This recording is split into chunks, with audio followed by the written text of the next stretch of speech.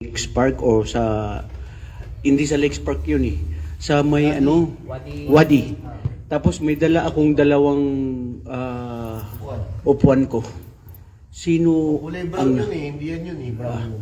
and ito okay to, binigay to ni Kwan ni Live na ba yan? Live na? sino nagbigay dito? Naka-live ka na? Say bro, amin. Yung nga ang tanong ko yung upuan, sinong naka ano? Anyway, wag na naman natin yan pag-usapan, naka-live na pala tayo. Mahirap dito ka pa mananawagan sa live. Isub mo yan doon, bro. Baka siya sila mo, wala dito sila. Ha?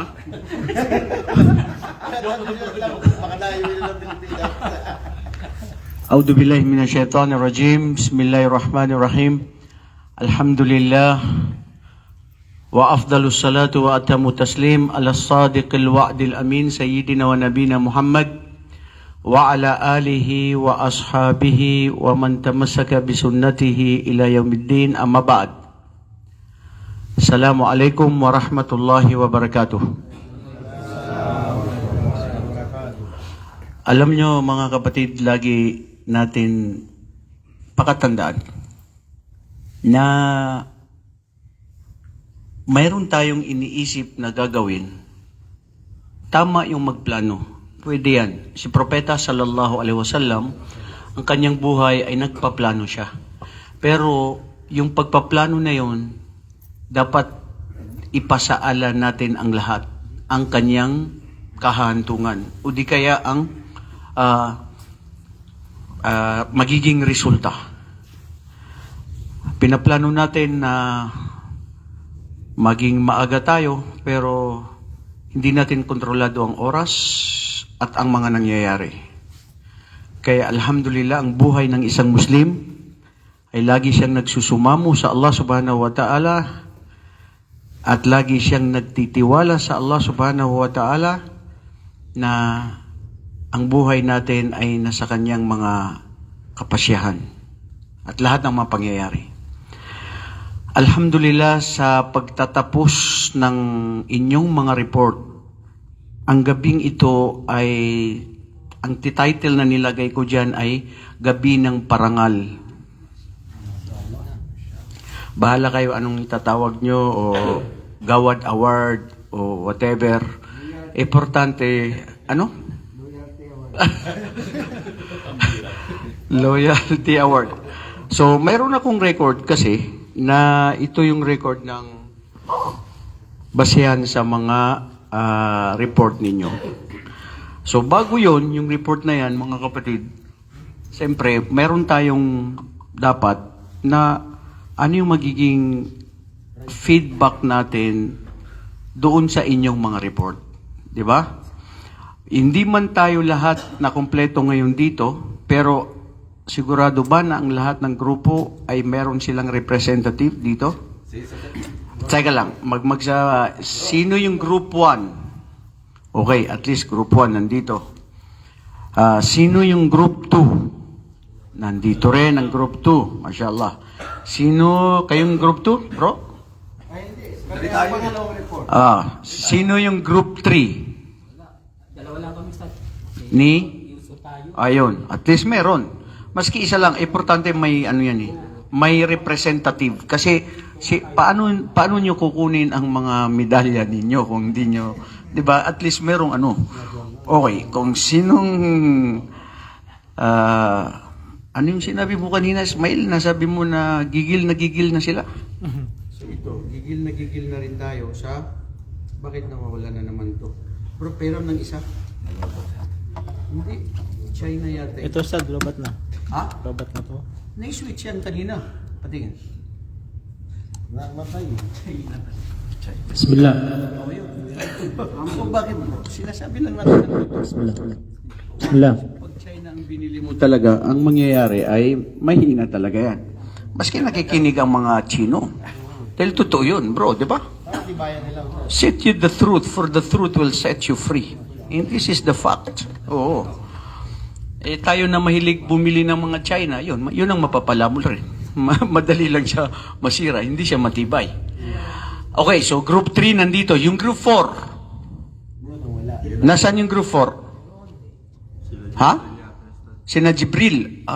Yung Bisaya. Tama. Si Jibril. Oh, bro, paano na yan? Yung award ninyo. Tapos yung group 5. Ayun. Nakita ko pala si si Ayman. Ang group 5 kayo yung huling nag-report, di ba? Ang leader nyo si Ali. Abdurrahman. Abdurrahman. Sino pangalan nito? Abdurrahman? Ikaw? Ha? Hamid. Hamid Alilaya? Alilaya. May kilala kong Alilaya na Maguindanao. Nagturo sa King Faisal Center sa Marawi. Sino ba pangalan nun? Si Sir Alilaya? Oh, yung Maguindanao din siya. Anyway, siguro lunsod ka sa tiyan, ha? Oh, banal. Tapos, sino yung group 6? Ayun, nandito. Group 6 ka, bro. Okay, so bigyan natin ng mga reaksyon. At para malaman ninyo kung bakit at karapat-dapat na sino yung dapat na magwagi, di ba? Sa totoo lang, mga kapatid, mahirap mag-judge. Dahil ang kahirapan nun, una, pag hindi ka nakapagbigay ng tamang hustisya, ay pananagutan ito, bro. Karapatan yun, di ba? Karapatan yun. Mahirap talaga mag-judge. Mahirap magbigay ng grado. Hindi basta-basta. Ako naging teacher doon sa amin. Sasabihin ko to sa mga teacher, sa mga ustad, sa mga shaykh. Wallahi, ang pagbibigay natin ng grado, kailangan hindi natin pinipersonal. Dapat basihan doon sa ano yung performance ng estudyante. At maganda naman kasi sa atin dahil hindi lang talino ang kinukuha. Abdurrahman Bais, nandyan yung pag-uugali, nandyan yung attendance, nandyan yung activities, nandyan yung talino. Kasi hindi lang pwedeng doon ka lang sa isang aspeto ng talino. Kawawa yung iba. Di ba? Ang potential ng tao marami. Maraming aspeto ang talents. So, punta tayo sa group 1. Ang group 1, ang naging mulahada natin, maganda ang kanilang report. Alos sa inyo, bro, from group 1 at saka group 6, ang grado nyo sa content na binigay natin, na di ba tag 50 ang over niya, binigay ko lahat 50 kayo doon.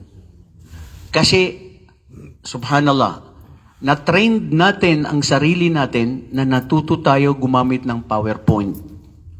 Maski yung sinabi ng iba na, Ustad, baka gagamit kami ng Manila paper, hindi nila naisakatuparan yun. Dahil, bro, ito na ang mundo natin. Umuusbong na. Maiiwan ka pag hindi mo ginamit ang teknolohiya. So, doon pa lang, alhamdulillah, nagbigay sa atin yun ng magandang aral. Pangalawa, yung group 1, ang pagbigay ng grado na dinijudge natin dito ay kailangan, maski mahina yung mga kasamahan niya, kailangan dala ng isang leader. Yun ang magdadala kasi. Maski yung isang leader, kulang, pero kung may backup yung mga kasamahan niya, magbibigay yun ng buhay.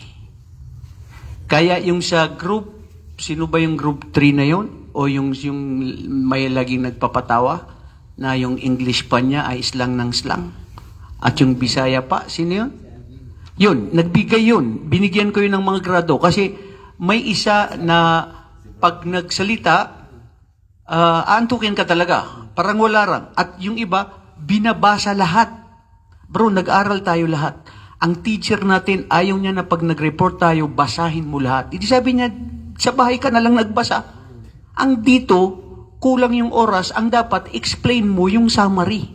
Minsan, ang libro, hindi mo babasahin yung lahat. Kung ano ang naunawahan mo, express mo yun mismo galing sa sarili mo. Di ba? So, at least, nakuha na natin yun. Maganda yung pag-deliver ng group 1 at maganda yung interaction natin bilang mga nakikinig at sila at may mga pahapyaw din sila. Mashallah, sila unang nagpabigay ng mga hindi natin na-expect na regalo. Kaya siguro yung dalawa, tatlo na mga grupo, napilitan sila na maski hindi magregalo, magbibigay na rin ng regalo. Di ba? Pero ang punto natin dito, wala sagrado yun, bro, yung regalo na yun. It's not, hindi counted yun. Kasi ang counted natin sa ating pagbabasihan ay 50% na content na yung, Gumastos pa naman kami doon. di ba? Tapos 20% yung pag-deliver.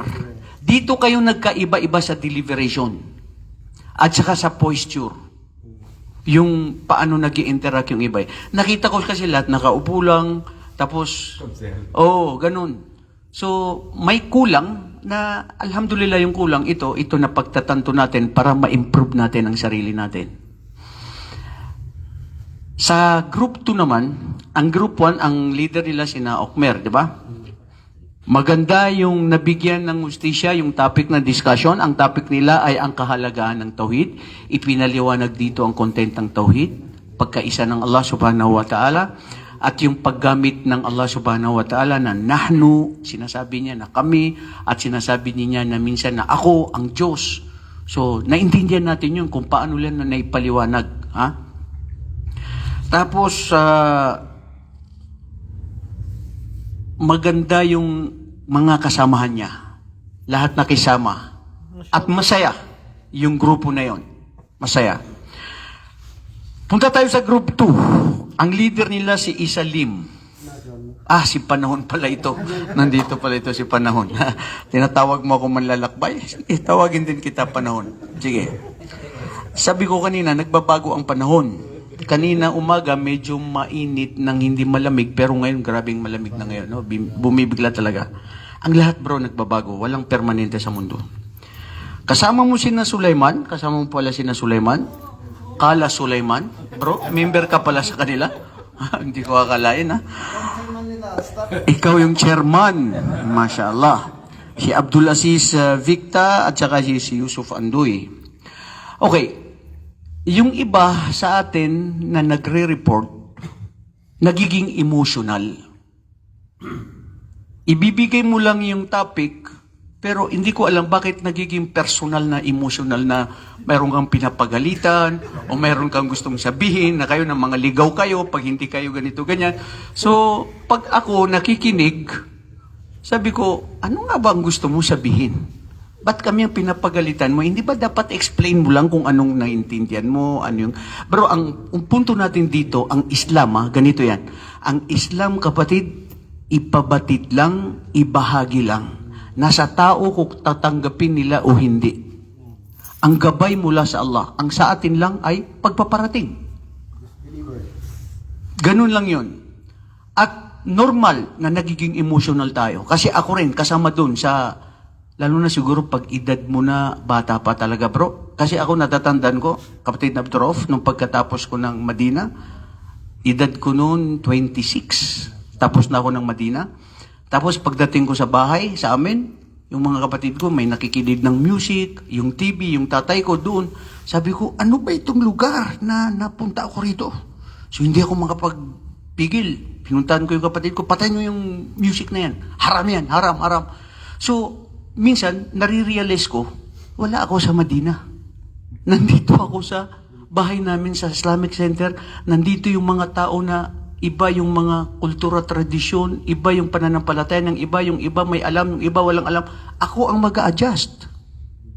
Si Propeta sallallahu alaihi wasallam, siya ang nag-adjust sa mga tao. Importante, ipinabatid lang. So siguro, pag bata ka pa, talagang yun. Hanggat dumating na yung pagkakataon na pag tumatanda ka na, nagkakaroon ka na ng wisdom na ito pala yun. Nare-realize mo yun. So normal yun. Pero kaya ito natin sinasabi ay para sa kaalaman ng lahat. So sa group 3 ay ang kahalagaan ng tamang akida.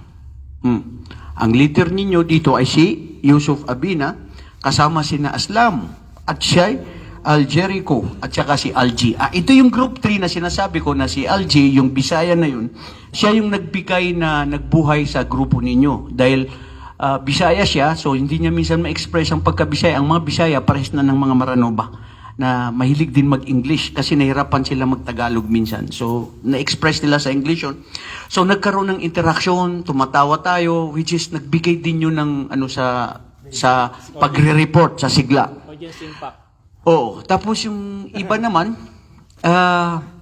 nagre-report sila. Tapos alam nyo, ang iniiwasan natin mga kapatid, yung sasabihin nyo na, sorry kasi ganito ako magsalita. Hindi ako sanay. Huwag mo yung sabihin. Kung anong meron ka, ilabas mo. Huwag mong sabihin na mag-ano ka, tatawanan ka pa ng mga tao, di ba? So, importante, kung kaya ng iba, bakit hindi mo kayanin? Ito bro yung sinasabi nating self-development natin, lalo na sa larangan ng pagsasalita. Walang tao na ipinanganak na marunong magsalita. Nadidevelop yan. Pero ang talento ng skills, ng talino, ng pananalita, panunulat, lahat ng mga talento na ibinigay ng Allah, dalawang klase yan. Acquired at saka inborn. Pag inborn mo yan, darating ang tamang panahon na hindi ka mapipigilan, dugo mo yan, lumalabas. Minsan yung mga aktivista, sabi nila hindi, minsan tahimik. Bata nung elementary, high school, pag college, Allah, nandyan sa Mindiola, sigaw ng sigaw. Nandun kasi, acquired na yun eh. I mean, inborn niya. Ito yung sinabi ng Allah sa Quran na, ذَلِكَ فَضْلُ اللَّهِ يُؤْتِهِ مَن يَشَاءُ. Kung ano ang ipinigay ng Allah sa bawat isa, ibibigay yan. So, ang knowledge, ang talento, acquired at saka inborn yan. Pag inborn mo, pag dinevelop mo yan, lalong maganda. So, yun, maganda din yung report nila sa minsan may mga nagtatanong tapos parang hindi ini-entertain. So, dapat pag nagtatanong, dapat din maibigay mo kung ano yung dapat. At wag natin insultuhin na wag ka na magtanong. Wala yan dito. So, hindi yun maganda, di ba? Kailangan talagang may interaksyon, natatanggapin mo yun. Tama yung iba na nagsasabi na Allahu alam, hindi ko alam. Correction din sa nakita natin, pag ikaw na leader, lahat ng nagtatanong, ikaw lagi ang sumasagot. Bigyan mo naman ng chance ng iba. Kasi hindi lahat alam mo. Maari alam mo, pero mas maganda ang pag-explain ng mga membro mo. Di ba? So minsan, dun ako nagkakaroon ng konting mulahada o notice na hindi, instead na makuha yung gusto ko na expectation, nababawas ng grado yon. Kasi siyempre, halos pasado kayo, halos pare-pares ng grado, nagkakaiba lang ng 2 points, 1 point, at dito nga makukuha ngayon kung sino yung pinaka mataas ang kanyang grado. So sa group 5, ang report naman nila ay ano yun? Group 4 yun, di ba? O sumunod ng group 5, which is kayong last nag-report, yung kahigtan ng kahulugan ng la ilaha illallah, di ba? Yung iba, pag nagsalita, I mean, ito wala tayong sinasabi na kayo. Sa atin ito lahat. At sa lahat ng mga nakikinig. Lalo na pag sa discussion ng panel, isipin mo na may mga kasama ka. Huwag mong isipin na ikaw lang ang nagsasalita. Minsan magsalita ka, dapat ang given lang sa bawat isa, 10 minutes lang dapat. Pinakamalaki na, 15 minutes. Minsan yung iba, umabot ng 30 minutes. Tiway na yung iba. Wala na silang masabi. So, nahurot na ang oras. Di ba? Nahurot na. Kumbaga sa pelikula, dumating ka na, na-the end na yung program na wala na kang natutunan. Hindi mo na alam kung ano yung tunay na nangyari. So, yun ang punto dun, bro. Let us be broad-minded na pag nandyan tayo, maski alam mo, isipin mo na yung mga kasama mo mas maalam kaysa sa akin. Kasi hindi lahat ikaw mayroon. Mayroon din sila na wala ka. Mayroon ka na wala din sila. Ang Islam, mga kapatid, kumpleto, na nagiging kumpleto to dahil sa sharing ng ideas, kakayahan, at skills at talento ng mga tao. Bakit hindi tayo nilikha ng Allah na lahat mga engineer? Sino ang manggagamot? Sino ang karpentero? Sino ang mangingisda? So lahat yan, dahil sa Islam, makukumpleto yan sa pamamagitan ng pagsasama-sama. Samahan na kung anong mayroon ka, yun ang ibibigay mo. So, maganda rin ang kanilang report, yung sa last group ng Group 5, dahil yung iba sa kanila parang sanay na rin sila magsalita, at yung iba talaga makikita mo rin na parang bago lang siya magsalita. At napakagandang punto yun kasi natuto tayo para sa sarili natin. Bro, ang pagsasalita, ganito yan kumbaga sa baril. Maski gaano ka kagaling magbaril, pero pag hindi mo yan nasubukan, huwag mo sabihin na marunong ka.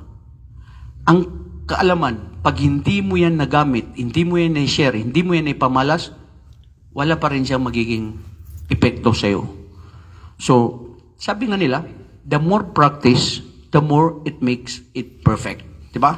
Normal yun. So, yun yung group 5. So, yung group 6 naman, maganda yung kanilang report dahil buhay sa libingan. Ayan. Ang kanilang leader si Ayman Pogi.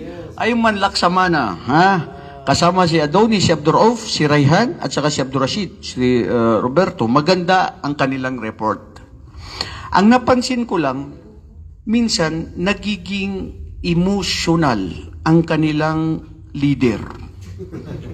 Na nagagalit pa na parang talagang seryoso. Sabi na, yun na nga yun Bakit mo ipipilit? Di ba? Pero, mashallah, ang ganda bro. Sa pamamagitan dito, ang ganda ng sama ng pagkakapatiran. Dito nagkakalapitan ng puso ng bawat isa dahil nalalaman mo, nandyan yung kailangan natin ng pag-uunawa, kailangan natin ng pasensya sa bawat isa. Naibigay ng bawat isa sa kanila, ano yung sa kanila. At bro, makikita nyo, bawat isa sa inyo, iba-iba yung paano sila tumindig at mag-report. Mayroong very confident, mayroon namang nahihiya, mayroon naman wala na siyang masabi, binabasa na lang niya. Tapos minsan pag binabasa pa niya, sabi niya, nasaan na ba ako? So nawawala tayo. Bro, para sa atin ito lahat, sa pagre-report, sa pagsasalita, sa kahit ano, ang mas maganda kung ano yung mayroon ka at naintindihan mo, i-deliver mo sa sarili mong paano mo siya kakayanin. Kasi kung babasahin mo yan lahat, wala rin. I-conscious mo siya para mas maganda. So, alhamdulillah, naisakatuparan nila at ang ganda ng kanilang mga grado din. Ngayon, sasabihin natin yung mga, gusto niyo ba yung grado? Sasabihin ko. O yung kung sino lang yung nanalo. At hindi na sasabihin yung grado. Sasabihin natin yung grado ng nanalo, kung bakit sila nanalo. Pagkatapos, yung hindi nanalo, hindi na rin sasabihin ba yung grado nila? Anong gusto nyo? Yung hindi nanalo, magpakain ng roasted. Yung nanalo ko pa kayo ng boosted sa next linggo. Ha? Hindi, siguro para maging fair. Sabihin na natin lahat. Kasi para makita, di ba? Para makita na saan kami nagkulang, ano yung dapat namin ni-adjust. Tama ba na bakit sila yung nanalo, di ba? Sige. Para ulitin natin yung report. Babawi ka na ngayon. Ha? Wala kami practice. Basta tayo na ba? Ang sa totoo lang bro, yung iba kasi, nagpa-practice sila. Nagtitipon-tipon sila. Nagmi-meeting sila bago sila pumunta rito. Yung iba, wala ng oras, hindi na sila nag-practice, diretso na lang sila dito. Uy, kasama ka pala ng grupo namin. So, ano ba yung pangalan mo? Kukunin pa yung pangalan. Alhamdulillah, gantimpala ng alang kapatid natin na si Isa. Dahil siya yung gumagawa minsan at tumutulong sa atin na may report natin yun sa pamamagitan ng paggawa sa PowerPoint. Di ba? Okay, so yun ang gagawin natin. Sasabihin na lang natin. At bro, mga kapatid, kung may sasama ang loob, yan ang buhay. May masama at may masisiyahan. Pagpakain yung masama loob. At kung may sama ng loob, bakit hindi kami nanalo? Kami yung nagbigay, kami yung masarap ang luto namin, kami yung ganito, ganyan. Bro, yung ang ikumpleto natin bilang pananampalataya sa Allah para mawala. Wa'afu anhum. Ibig sabihin magpatawad. At patawarin nyo ako dahil gusto ko lahat kayo manalo, pero dapat lang isa lang talaga manalo. At sana naging makatarungan ako sa pagbigay ng grado. At alam ng Allah, wallahi nahirapan ako dito, at alam ng Allah na ito yung nakikita ko na sila yung dapat talaga na manalo. Although lahat kayo nanalo sa akin, pero may nangunguna na 1%, 2%. Di ba, bro? At yung inaasahan ninyo na sabihin nyo na ano yung ibibigay natin na gawad parangal, hindi siya galing sa Malaysia, pero galing siya sa Pilipinas. Kung gaano siya kabigat sa akin, galing siya sa Pilipinas. Hindi na ako bumili ng gamit ko na anong gusto ko, pero mas sabi ko sa kanila. Deserving nila yon. Hindi kinakailangan na malaki ang halaga. Importante mayroon. Ismail o Kumer, anong hinawakan mo na yan? Yan ang ibibigay na gawad-gawad. Hindi yan. Iba ito. Para makapag-practice. Okay. So ngayon mga kapatid, sisimula tayo sa sa huli, naggrado. Mataas yung pinaka-ayos. Sa wali na yung pinaka-ayos. Tan tan tan tan tan tan tan tan. Okay bro, ang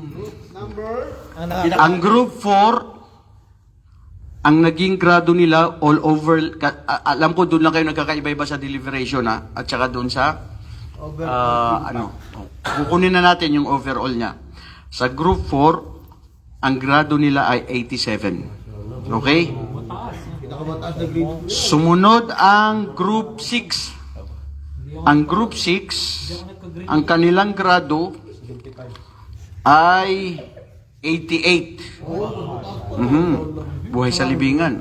88 ang kanilang grado. Sado, mashallah.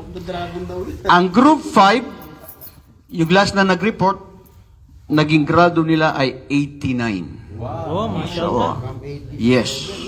Kasi bro, mga, alam nyo na yun, mga ustad at saka maganda yun ang nakita ko, maganda rin. Although, tapos sumunod ang group 3, group 2 natawag ko? Ang group 2 ay 89 din. Kasama sila, na tie sila sa group 6. Si Isalim to, sa inyo pala ito, panahon. Ha? Okay. So, ang group 3, kalaga ng akida, sila ang sumunod sa second, na ito ay group 3, nagkagrado sila ng 92. Hindi, I'm sorry. Subhanallah, nangyari tuloy ito yung sa Miss Universe. Yung sino yung nag-ano? Si Steve Harvey. Di ba? Ang tinawag niya, Venezuela. Tapos yun pala, Philippines, ano? Wallahi, nadulas ang dila ko. Ang grado ng group 3 is 90. 90. Okay? So ngayon, sino lang ang isang grupo na natitira? Gruan. Masya Allah. Ang group 1, ang naging grado nila ay 92. Ulitin natin, Ustad. Anong ulitin? Sandali. Bro, 4 kayo, di ba? Ito. May anong pandesal? Bro, pandesal galing Pilipinas. Makatwiran ba ang sinasabi mo, bro? Bench to, bro. Bench. Maganda yan. Paborito ko yan. Bench na yan. Noon yan, hanggang ngayon. Hindi naluluma. At yung leader, ikaw na ang magbigay sa kanila. Okay, bro? Ano ba? Yes. Kayo na, wag na dito sa live. Mashallah. Bro, congratulations. Lahat kayo nanalo sa akin. At inshallah, hindi lang yun. Naibigay nyo kung anong dapat sa inyo. Nakita natin na improve natin sarili natin. Gantimpalan kayo ng Allah, tayo lahat. Patawarin tayo sa ating mga kasalanan. Tapos sa next week, magbi-meeting yata kami ng center. It's either ang itutuloy ko, ang bawat isa ay magkakaroon ng khutbah or sasabihin nila sa akin na mag-lecture ako ng maski 1 month, 2 months tungkol sa fake. Pero parang gusto ko, nasimulan nyo na yung pagre-report, mas maganda siguro, magbibigay ako ng topic, magkukutba ang bawat isa. Ngayon hindi na grupo. Ikaw na lang, isasalang mo ang sarili mo na dito. Tatayo ka, makikinig kami lahat, naka-live yan. Bahala ka sa sarili mo, anong mangyayari sa'yo, pagtatawanan ka ng buong mundo o hindi. Importante, sabihin mo, Kala Sulaiman. Anong reklamo mo? Asawang ibigay mo sa ating topic. Pag-aasawa. Gusto mo yun? Pagduduwaya. Mabibigyan mo ng hustisya yun. Ha? Nako bro, walang makikinig dyan ng mga babae. Kung yan ang magiging topic mo. Ha? Malalaman nyo na lang mga kapatid next week at sa lahat ng aming mga taga-subaybay at sumusunod, jazakumullahu khairan, gantimpalan tayo ng Allah, patawarin tayo sa ating mga kasalanan. Allahumma amin. Dagdagan ang ating kaalaman. Subhanakallahumma wa bihamdika astaghfiruka wa atubu ilaik. Assalamualaikum warahmatullahi wabarakatuh. Jazakallahu khair. Babawi kami, babawi kami. Bigyan kayo bumawi sa Babawi tayo.